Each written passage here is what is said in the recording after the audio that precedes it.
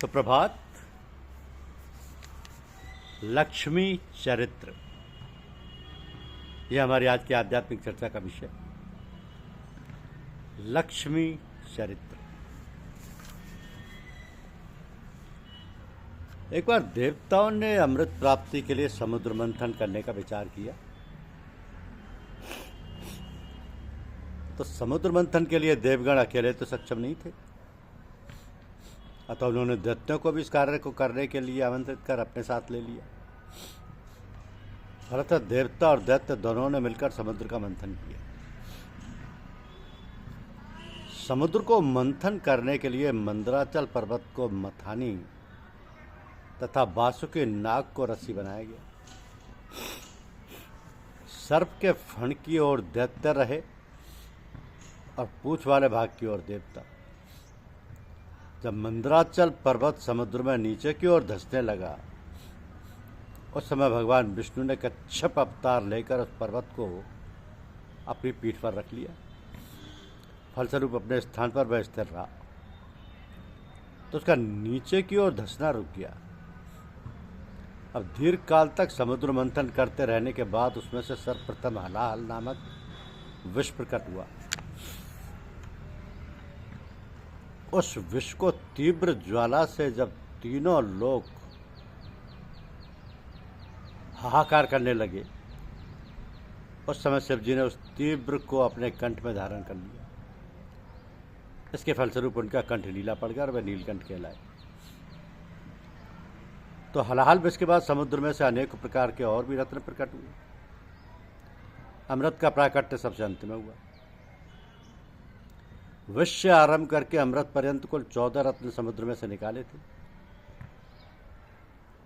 इसमें श्री, रंभा, विष, पारुणी, अमृत, शंख, गजराज, धेनु, धन्वंतरी, कल्पद्रुम, शशि, मणि, बाज और उनमें एक रत्न के रूप में मां लक्ष्मी श्री भी प्रकट हुई।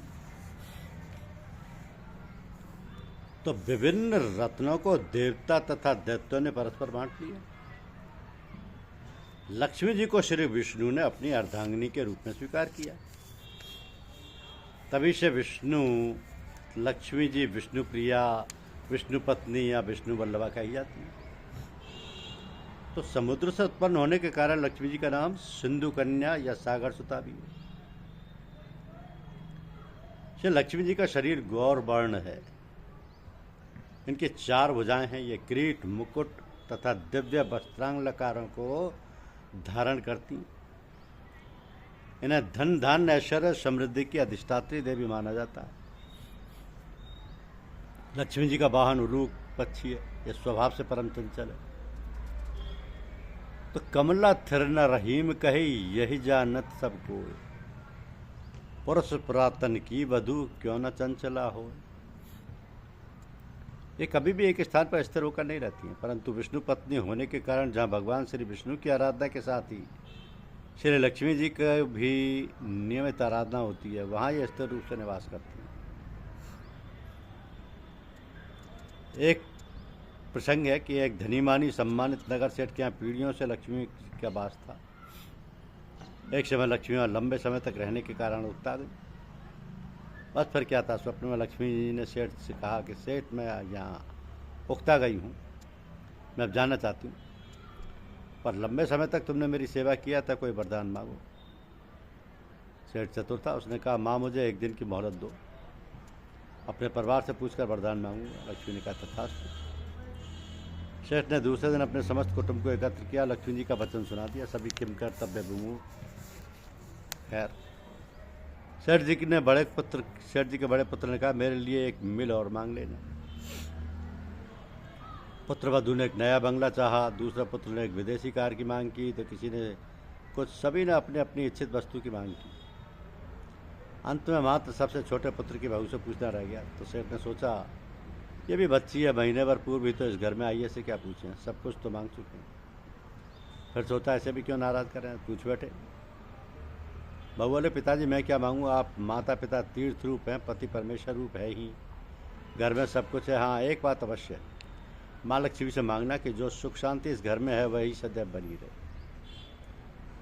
सेठ मुँह बिचका कर रह गया। दूसरे दिन सेठ ने लक्ष्मी से सबकी इच्छा प्रकट कर दी और लक्ष्मी जी ऐसा ही होगा कहती हूँ। अंत में जब छोटी बहू की बात कही तो लक्ष्मी सिर पकड़ कर वहीं बैठ गई।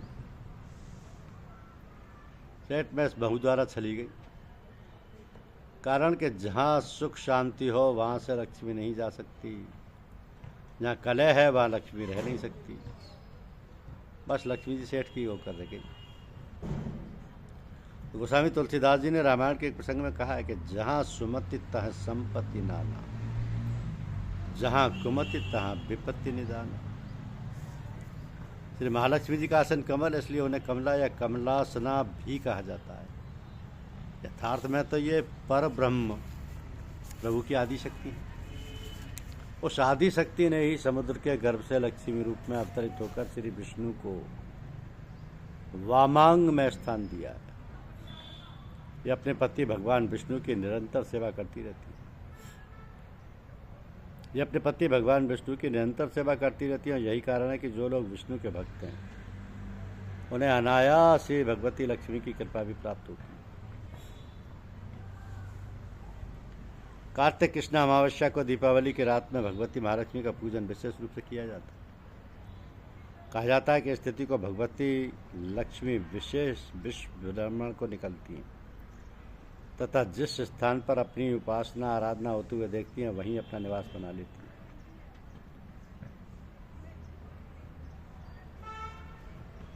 भगवती महालक्ष्मी के सहस्त्र नाम उपासना आराधना द्वारा दुख दारिद्र्य से मुक्ति पाकर मनचाहा ऐश्वर्य प्राप्त किया जा सकता है। धन्यवाद। YouTube चैनल को लाइक और सब्सक्राइब अवश्य कीजिए। शुक्रिया।